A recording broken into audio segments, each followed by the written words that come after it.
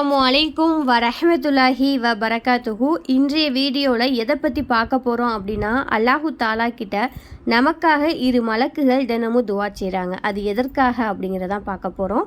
ஒவ்வொரு நாளும் 2 மலக்குகள் என்ன செய்கிறாங்களாம், கீழே இறங்கி வர்றாங்க. அதில் ஒருத்தவங்க அல்லாஹுவே தர்மம் செய்பவருக்கு பிரதிபலனை அளித்திடுவாயாக அப்படின்னு பிரார்த்திப்பாங்களாம்.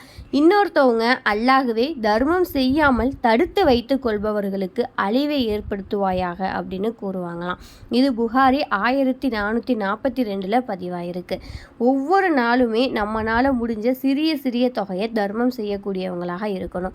ஏன் அப்படின்னா, நபி அவங்க சொல்கிறாங்க, தர்மம் செய்யாமல் நம்ம பயன்படுத்திட்டு இருக்க பொருள் மறுமையில் கருவூலமாக நமக்கு காட்டப்படும்னு.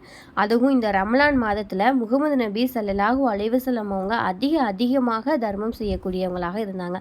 அதே போல் உங்களையும் என்னையும் இன்ஷா அல்லாஹ் ஆக்கி வைப்பானாக.